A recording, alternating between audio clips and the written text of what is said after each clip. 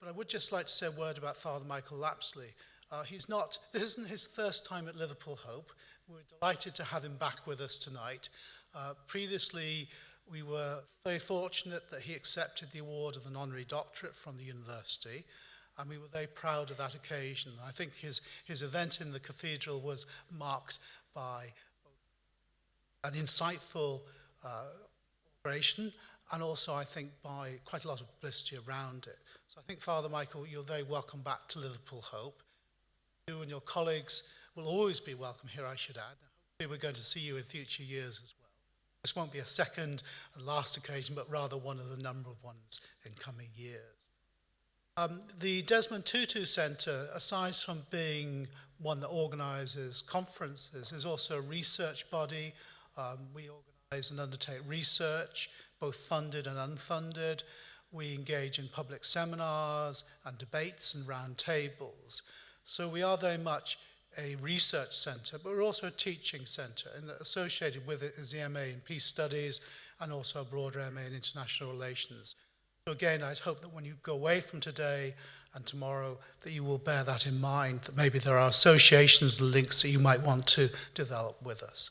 So at that point, I think I'm going to stop. I'm not going to say a lot more. I'm going to pass over to Stephanie Kapler to talk about the events for this evening. So thank you, Stephanie.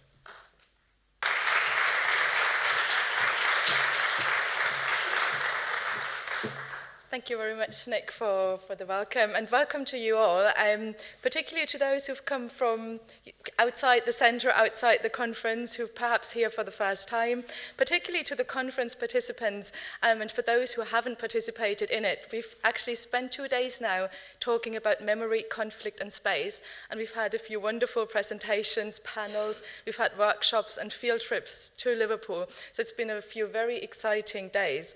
And I may want to mention, actually, as we are talking about memory, conflict and space, that today it's the 18th anniversary of the massacre in Srebrenica in Bosnia. And I'd just like to mention this because I think, as we are having this conference, it is perhaps an occasion to commemorate what happened 18 years ago.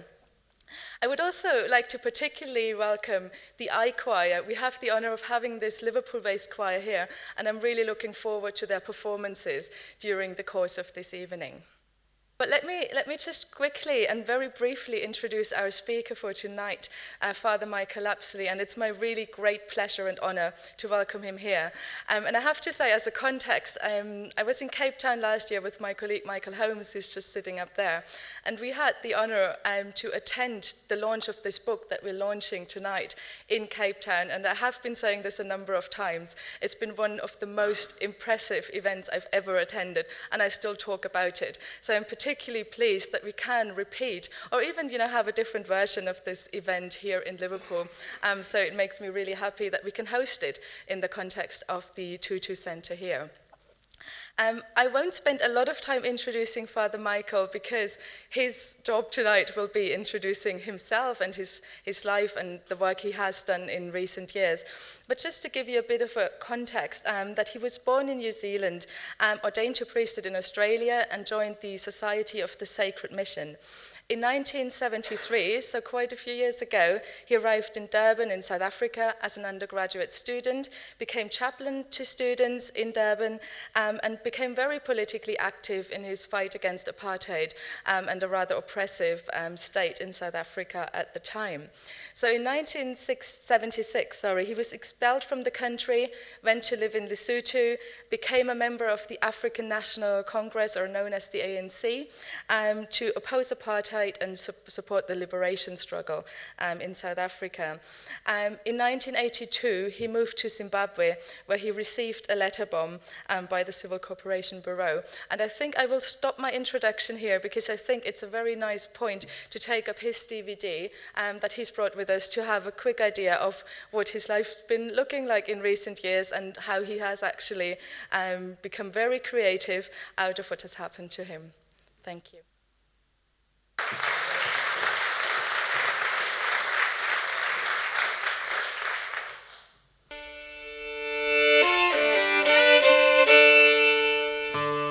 Alan Michael Lapsley was born in New Zealand on June 2nd, 1949. I was born and brought up in New Zealand, this very small country. My parents, in terms of a developed country, were quite poor. So I remember hard work, lack of money, but not poverty in the sense of ever having gone to bed hungry. Both my parents were loving, committed Christians, so I was brought up very much in a church environment, and was, since I was a child, was quite a religious child and interested in issues of faith. His interest in issues of faith grew into a calling, and at the age of 17, he traveled to Australia to become a priest in the Anglican Church. At the end of high school, I went to begin my training to be a priest. In some ways, when I look back, it's quite amazing that they actually permitted me at the age of 17 to leave the country, go to another country, and to train to be a priest. Michael Lapsley joined the Anglican religious community in Australia in 1967. In 1971, he took his vows in the Society of the Sacred Mission. Lapsley was ordained as a priest in 1973. In that same year, the community chose to transfer him to South Africa to enroll in undergraduate studies in the city of Durban. It was in South Africa that Father Michael's life would be changed forever. Nothing prepared me for South Africa. I had read and read and read, and yet I'd understood nothing as I look back. And I suppose I thought that when I arrived in South Africa, I'd find three groups of people: the oppressed, the oppressor, and, if you like, the human race that I would belong to. And I often say that when I arrived in South Africa, I stopped being a human being and I became a white man.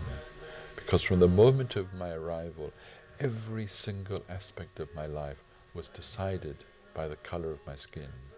Fate landed Father Michael in South Africa during the height of the apartheid repression and escalating violence.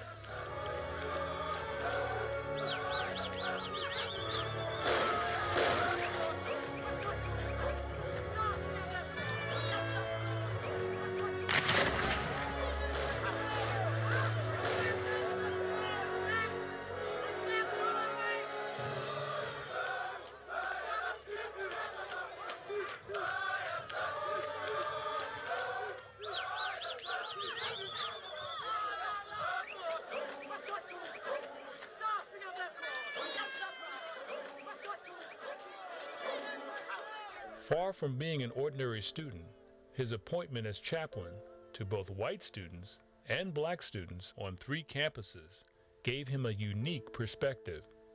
I wasn't simply living in this white cocoon of white privilege, but I was seeing day by day and relating to people who were at the receiving end of racial oppression. And feeling its wrongness and its injustice. For Father Michael, this would be a test of faith. What does a man of God do in the face of injustice? From earliest childhood, had an understanding of Christianity that meant that all human beings were made in God's image and likeness. All human beings had value simply because we're human. My experience from the day I arrived in South Africa was this was the very opposite of Christianity, because here was a society in which all value derived from the color of your skin, not from the commonness of your humanity. While theological questions of right and wrong, good and evil, swirled in his mind, Father Michael was faced with a very practical question of which side was he on, the oppressed or the oppressor? In a way, I suppose, from the beginning, I guess I had, in a crude sense, 2 choices: beat them or join them. And I guess in my heart of hearts, I decided to beat them. Ever increasingly, my life became committed to ending that system.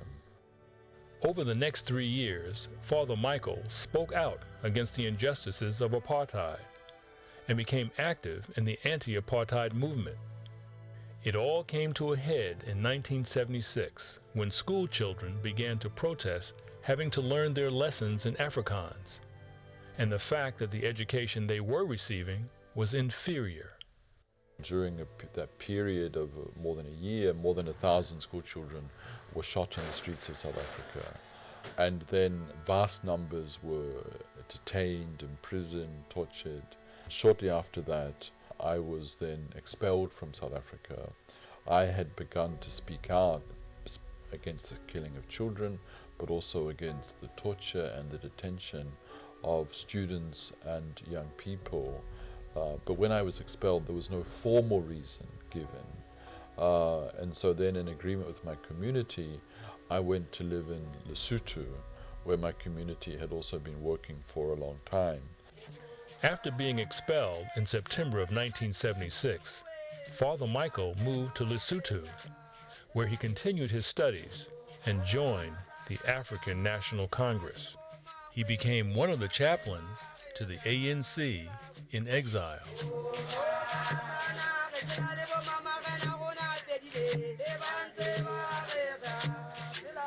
Philosophically, ideologically, theologically, I was immensely attracted immediately to the ANC. The stumbling block was that I was a committed pacifist, and the ANC, after 50 years of non-violent struggle, had actually opted for arms.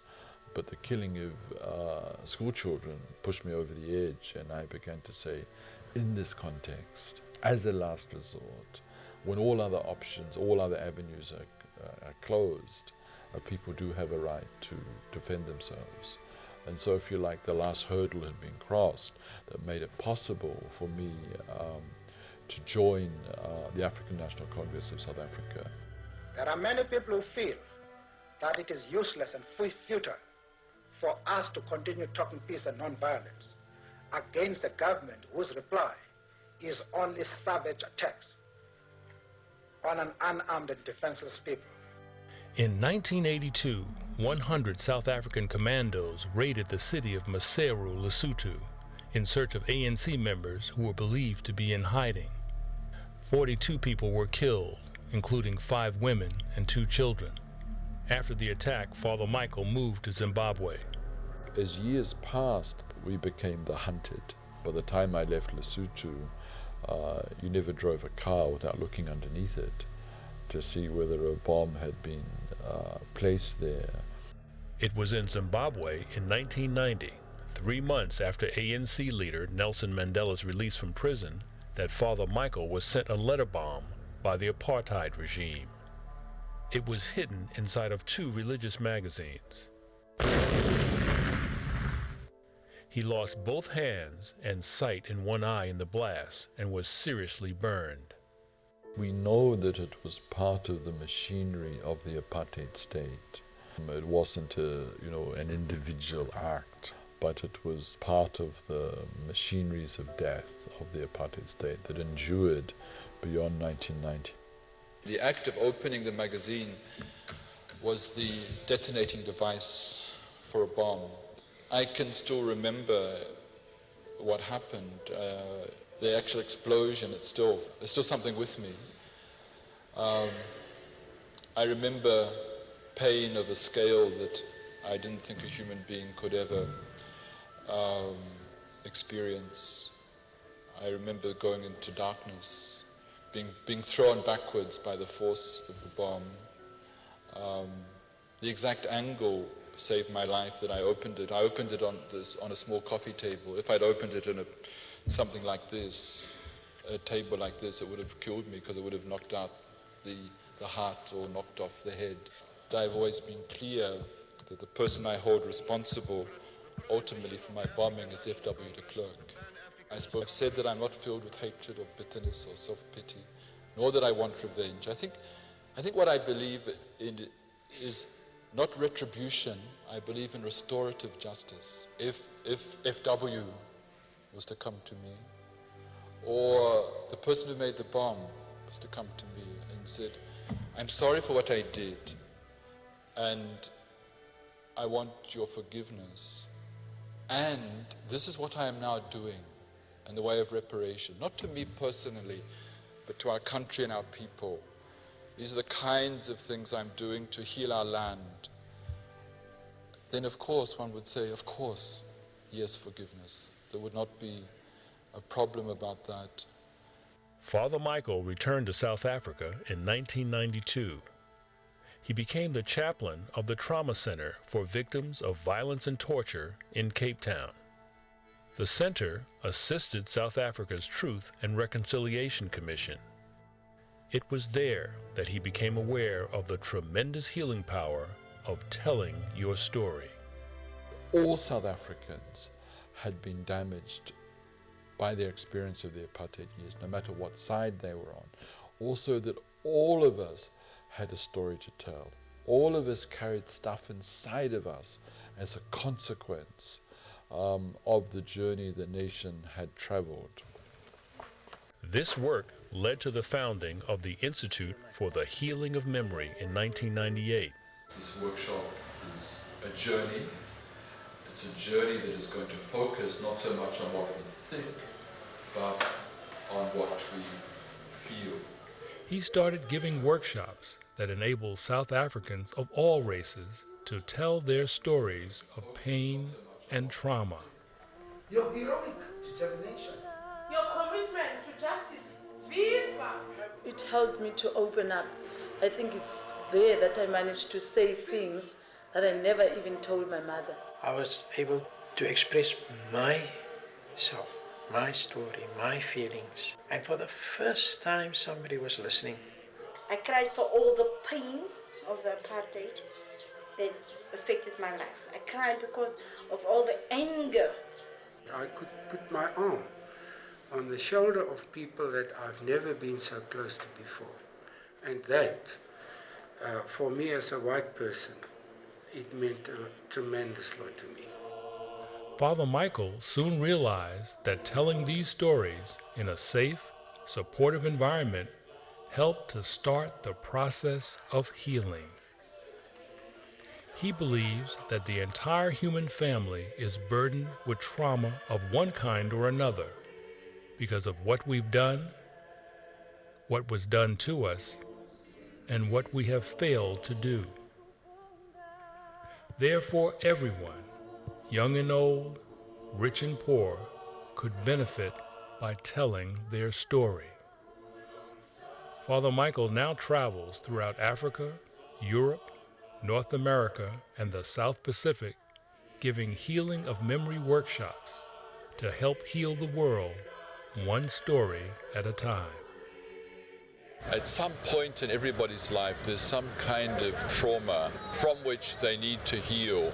But where people have been particularly oppressed, where people have gone through situations of war or oppression, then there is an even greater need for healing to take place. And so human beings everywhere need to find the way of detoxifying, if you like, vomiting out the poison of the things that have happened to them, so that they may indeed integrate into their lives what has happened, but also lead free, fulfilling, and whole lives.